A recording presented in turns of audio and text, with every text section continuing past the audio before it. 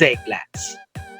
For the continuation of our discussion about uniformly accelerated motion in preparation for the projectile motion topic, our focus will be on the vertical dimension. Therefore, this is part 2. Here are the learning objectives. First, explain uniformly accelerated motion in the vertical dimension and solve problems related to uniformly accelerated motion or UAM in the vertical dimension. As learned from the previous video recorded discussion, objects moving at a constant acceleration are said to be in a uniformly accelerated motion. Now, for the case of vertical dimension, the motion of the object happens perpendicular to the plane of the horizon or a primary axis. Now, to better understand vertical dimension, let's take a look at this GIFs. There are two objects, the feather and the bowling ball. Both of them hang at the same height. When released, the bowling ball falls faster than the feather. This is due to air that resists its motion. Since the feather is so light, air pressure acting on it from all directions is strong enough to counteract the force of gravity. For the second GIF, the same objects are hung at the same height. When air is removed, both of them fall at the same rate. There is no opposing force that acts on the object. This is a good example to present vertical dimension because vertical dimension is commonly known as free-falling object or free fall. Now, a free-falling object is an object that is falling under the sole influence of gravity. That is to say that any object that is moving and being acted upon only by the force of gravity is said to be in a state of free fall. So, to say that an object is in a free fall scenario or event, two important motion characteristics are said to be observed. One is free falling objects do not encounter air resistance. And the other one is all free falling objects accelerate downward at a rate of 9.8 meter per second squared.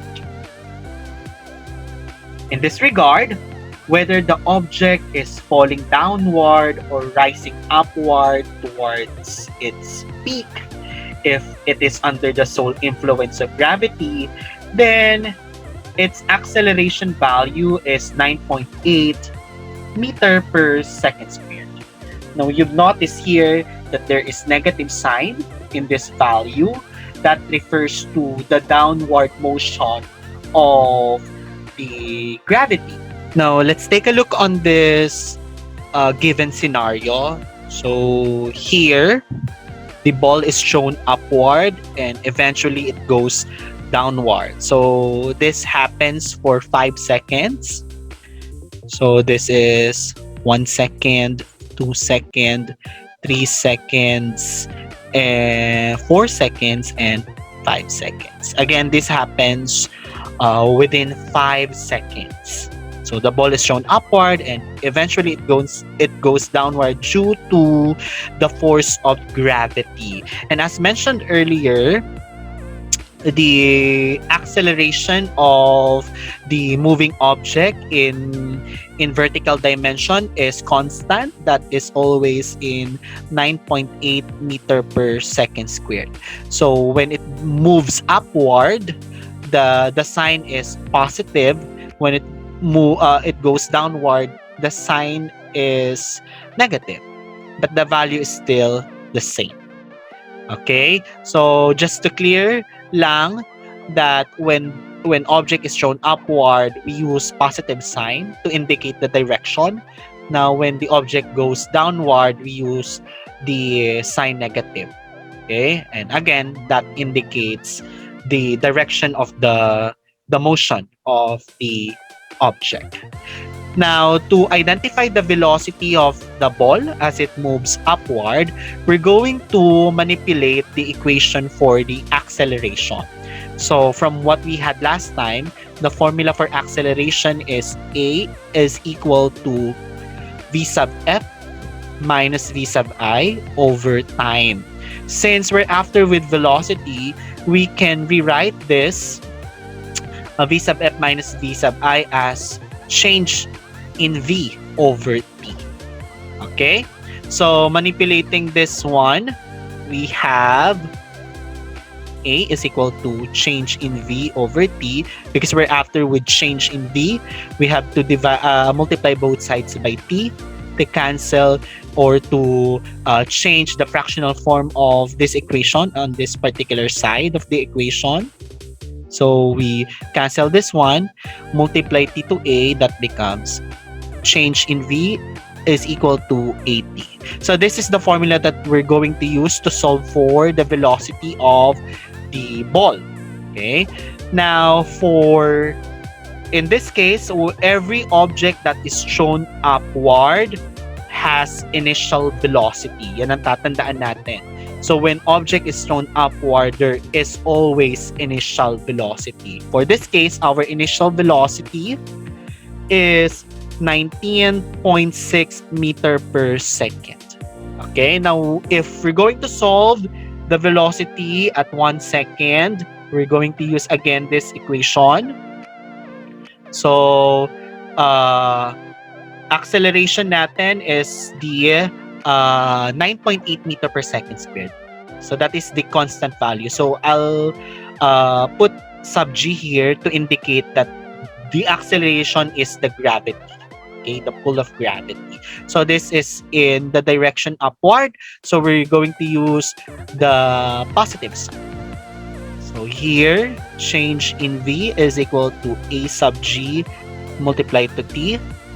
So, substitute natin ang ating mga given, positive 9.8 meter per second squared multiplied to 1 second. Sa cancel similar unit, we have 1 S left here when we cancel this one. So, the answer is 9.8 meter per second. So, this is the velocity. Now, once the object reach its peakest point, okay, the velocity of the object becomes zero. Kasi eventually, class, the object stops in the air as it reaches the maximum height. So again, this point is what we call maximum height. When it reaches, the object stops. That's the time that the object falls downward. Okay, so here, so the time here stops, and that becomes 1 second na, 2 seconds, and 3 seconds. Again ha, di naman ibig sabihin nagbago yung oras, but the ball moves upward and downward, it happens within 5 seconds. But in this particular side of the scenario, no, since the object stops at its peakest height or maximum height, the time changes na. So, it becomes 1 second, 2 seconds, and 3 seconds, no? So, hindi naman natin napapansin yan when you throw upward. But again, since gravity is present, hindi naman patuloy-tuloy na nagmo-move yung object upward. So, it will eventually go down. That indicates that it reaches its maximum point. Velocity becomes zero kasi nag-stop doon. The time stops also. Kaya dito, naging 1 second, 2 seconds, 3 seconds. Again, ulitin lang ni Sir, this event happens within 5 seconds. Okay? So, using the same formula, change in V is equal to A sub G multiplied to T. Substitute natin. So, constant naman lagi ang ating gravity or acceleration due to gravity. Since the motion is downward, we're going to use negative sign to indicate lang again the direction of the motion. Okay, so negative 9.8 meter per second squared multiplied to the time 1 second. So cancel similar units, we have negative 9.8 meter per second. Okay, and for this point, change in V is equal to A sub GT. Same pa rin, negative 9.8 meter per second squared multiplied to 2 seconds. So our answer here is negative 19.6 meter per second. So cancel natin similar units. Okay, kaya ang unit is meter per second. Again, that is the unit for velocity. Now for this point naman, change in V is equal to A sub G multiplied to T. So, parehas pa rin naman, negative 9.8 meter per second squared multiplied to 3 seconds. So, our answer here na, cancel similar units, we have negative 29.4 meter per second. So, you would see, class, if the object moves upward, okay, you would see that the velocity decreases from 19.6 meter per second, it becomes 9.8 meter per second. Therefore, upward motion, velocity decreases, so it slows down, right? Okay, bakit po bumabagal? That is due to gravity. Kasi gravity is always in downward motion. So, naapektuhan siya, kaya it slows down. Okay, but the gravity value that we use here is in positive. Kasi nga, again, we indicate the direction. But you've noticed, once it stopped, no, reaching its maximum height, no, pag bumaba na yung ball, downward motion, we can say, based on the computed velocities, na from 0, it becomes 9.8, no, negative 9.8, negative 19.6, negative 29.4. Don't mind muna natin yung sign ha, kasi ang sign, ulitin ni sir, that is for the direction. But merely looking to the value, you would say or you would agree to me that the motion of the object becomes faster. So velocity increases, right? So therefore, bumibilis. Okay, ulitin lang ni sir, sulat lang ni sir dito, maximum height or yung peakest point. Okay, there is no velocity. So, 0 meter per second ang velocity natin kasi it stops there. Okay, and that's the time that it will eventually go back. Okay, so this shows the whole event happening when an object moves upward and eventually goes down. So, this is the things that you have to be mindful of when we talk about vertical dimension. Okay? Now, we don't need to derive equations to solve sample problems moving forward. We did that on our first video recorded discussion. So the equations that you'll be using if you are after with the displacement of falling objects in a given period of time, we use this equation. D is equals to V sub IT plus GT squared over 2. Ang nagbago lang dito is the variable G. There, before sa ating equation E, if you're going to recall that, the G is A. Okay, bakit ginamit ni sir ang G?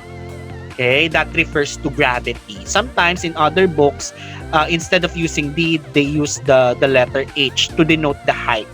Okay, kasi there are moments na a certain object falls at a certain given height. Okay, wag malilito about that. Now, if you're after with getting the final velocity of falling objects, you can calculate that using this equation. So this is same with the equation F that we use in our previous discussion. Again, what makes them different is that the variable A, we change that into G. G is for the gravity. Okay, the value of the acceleration due to gravity. Constant naman lagi yun. Okay, now if you are after with getting final velocity and the only given are initial and time, you can use this equation. This came from your acceleration formula. Okay, ito yon. A is equal to v sub I, v sub f rather, minus v sub I over t. So we manipulate this in order to get the value of v sub f, multiply both sides by t in order to change this fractional side of the equation. So that becomes a sub gt is equal to v sub f minus v sub I. So we're after with getting the equation for v sub f. So this is our subject of the equation. To remove negative v sub I, we add v sub I, both sides of the equation.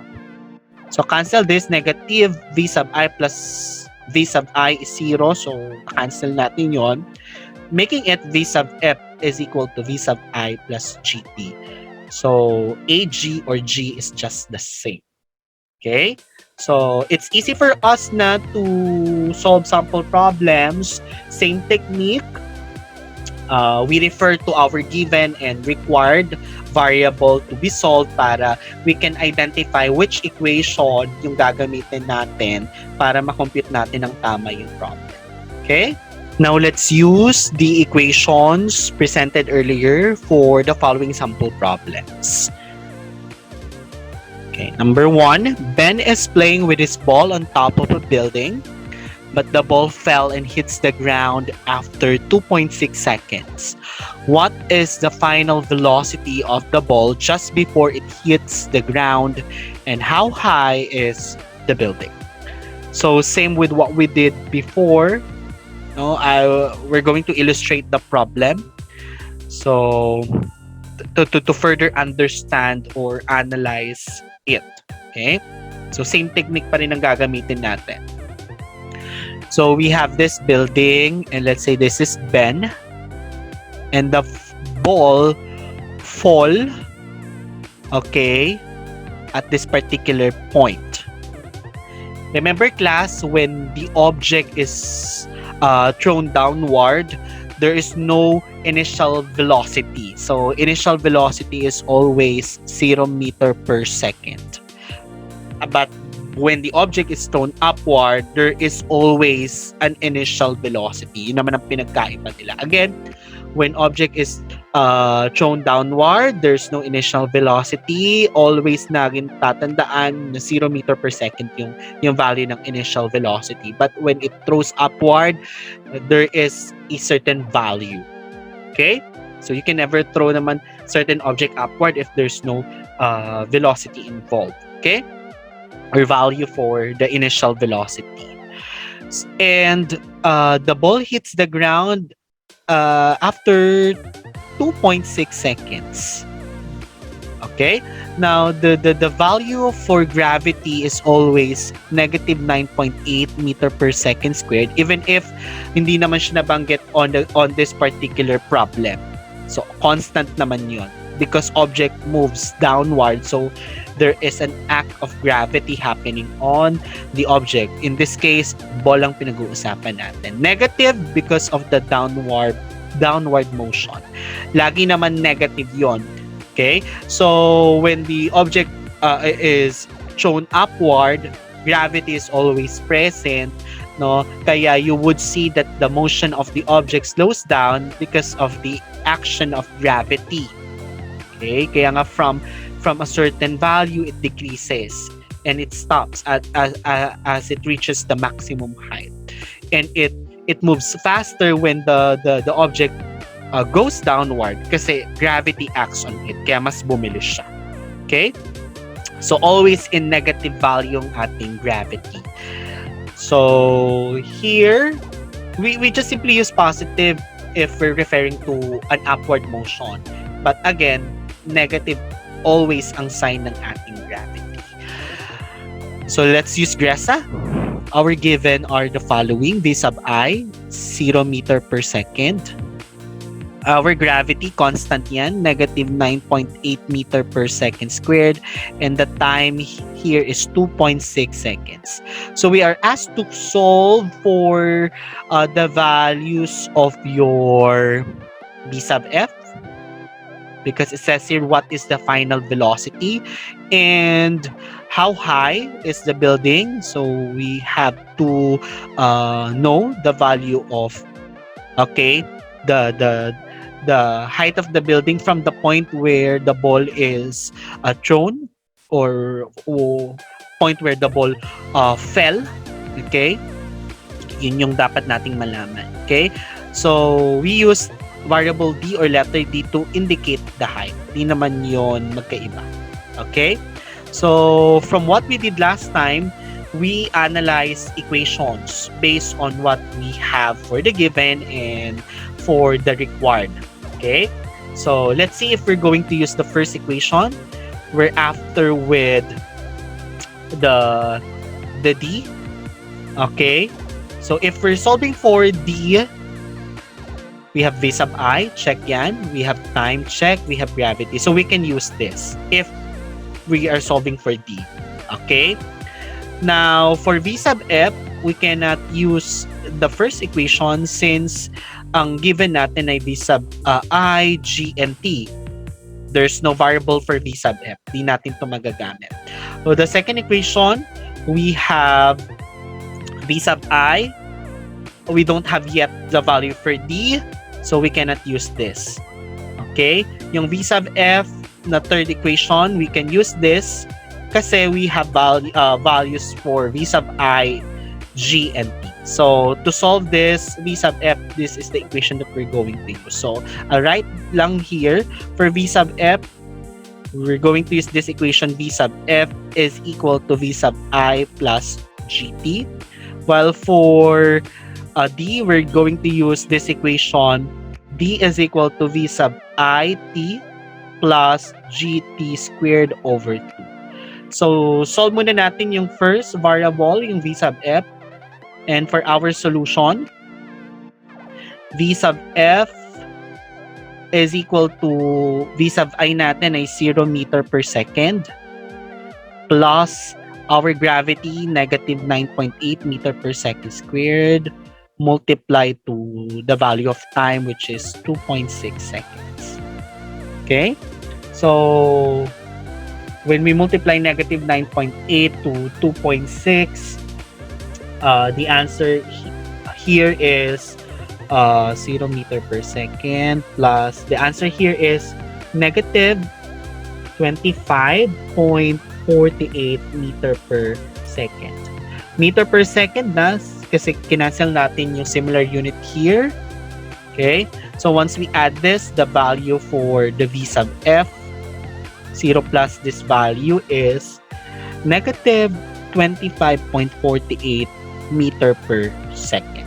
Okay? So, pag addition ng operation, walang mangyayari sa sign. Okay? And we don't need to cancel similar units kasi wala namang makakancel. Okay? So, for the value of v sub f, the answer is negative 25.48. Bakit negative? That indicates the downward motion of the ball. Okay? Pababa yan kaya negative. But it doesn't mean na mababa ang value. Okay? So, for D, okay, for the value of D, we're going to use this equation. Substitute lang natin yung given natin. D is equal to V sub I natin is 0 meter per second. Multiply to the time, which is 2.6 seconds, plus negative 9.8 meter per second squared. Okay, multiply to the square of time natin. 2.6 seconds, square pa natin yan later on, divide by 2. So, when you multiply 0 to this particular value, wala na yon. So, is equal to negative 9.8. Square muna natin itong 2.6. The answer there is, when we square it, pati unit maapektuhan. That gives you,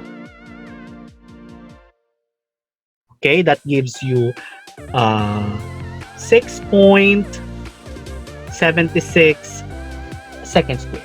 Okay? So that's our answer when we square 2.6. Okay? So divide by 2. So multiply this before you divide it to 2. Our answer na for the value of B. So cancel natin similar units. Ang natirang unit is meter. So that is the unit for this height or distance. So here, multiply this, that gives you negative 66.248 meters. Divide by 2, our answer na is negative 33.12. So lagi tayong 2 decimal places. So negative, okay, again, it indicates the direction. So dahil pababa ito, yung height natin ay in negative kasi downward. Okay, wala namang problema dito. Okay, kahit hindi mo nalagay yung negative, okay, tama pa rin naman yan. But for this computation, kaya lumabas na negative kasi yung action ng gravity is pababa. From this point to this point, pababa yon. So direction, ang ibig sabihin ng negative. Okay? Now, for problem number 2, we have here the acceleration of gravity on the moon is 1.62 meter per second squared. If a ball is dropped on the moon from a height of 2 meters, so this is the moon, let's say for instance, tapos the ball is dropped on a certain height. The ball is dropped at a certain height. This is 2 meters. Okay, determine the time of the ball to fall to the surface of the moon. So we're after with the time. Okay, so I'll put negative sign here to indicate the direction. Okay, from this point pababa, that is negative for the height. Okay, so the gravity provided here is 1.62 meter per second squared. This is still negative kasi pababa. Okay, so you would see na mababa yung gravity value ng moon compared to the earth, no? Kaya you would see from a certain video clip ng paglakad ni Neil Armstrong's on the moon, medyo palutang-lutang siya. Okay, kasi medyo mababa yung gravity value nun compared to the earth. Okay, when you visit Jupiter, dahil massive ang planet na yon, mas mataas naman ang value ng gravity compared to the earth. Okay, kaya pag nandun ka, palubog ka ng palubog. Okay? Kasi due to the action of the gravity, mas mataas compared to the earth. Since moon ang pinag-uusapan natin, so this is the value of the gravity. So, using this as our given, dahil pababa ito, initial velocity is always 0 meter per second. Lagi yan, as mentioned earlier. So, V sub I is equal to 0 meter per second. The given gravity is negative 1.62 meter per second squared. So, class, if the gravity is provided, yun yung gagamitin nyo. Kasi this refers to the moon. But if we're talking about an event happening on Earth, kahit hindi binabanggit sa problem yon, the value is always constant. Negative 9.8 meter per second squared. Lagi yon. Okay? So, the height or the distance, okay, from the point where it fell, okay, so negative 2 meters. Yun. Okay? So, we are asked to compute for the value of time. So, if we're going to assess again these equations, yung tinuro ni Sir, refer to the given and the required. Okay? So, can we use the first equation? Let's see. We have the value for the D. Okay? So, we have V sub I, initial. We have time. And we have gravity. We don't have time yet. That is the unknown value. So, we have gravity. Okay? So, correct na we can use this. So, bakit di natin magagamit yung first and third equations? Simply because, no, wala tayong value for V sub F. Wala din tayong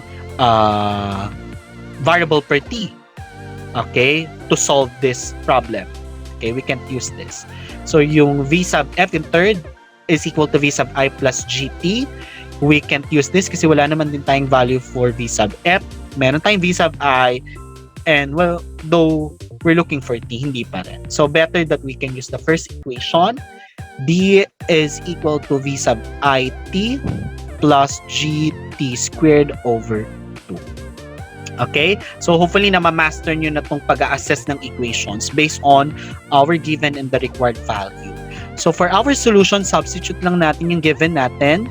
Since we have value for D, negative 2 meters, is equal to the V sub I, 0 meter per second, multiplied to the time, wala yun, so remain at is, plus negative 1.62 meter per second squared, multiplied to t raised to 2, unknown pa rin to, kaya remain at is, divide by 2. Again, class, okay, negative yan kahit hindi indicated on the problem kasi yung gravity naman pa downward. So we have to be mindful about the sign. Okay, even if 2 meters to, hindi naman negative, we still have to write the sign to indicate the direction. Okay, so dapat maging mapanuri tayo with regards that. So here, cancel na to, 0 multiplied to t is 0.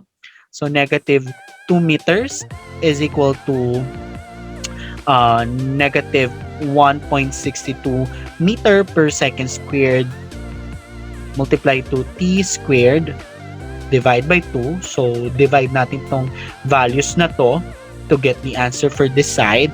Negative 2 meters is equal to, when you use your calculator, that gives you negative 0.81. Okay? Negative 0.81 meter per second squared. Okay? But the variable t raised to 2 is still there. So, since we're after with getting the time, tas may value on its side, we have to do the reverse operation of it. Okay? And we can do that since this is multiplication as we analyze it. So, we have to divide both sides by this value. Negative 0.81 meter per second squared. Negative 0.81 meter per second squared. So, cancel this.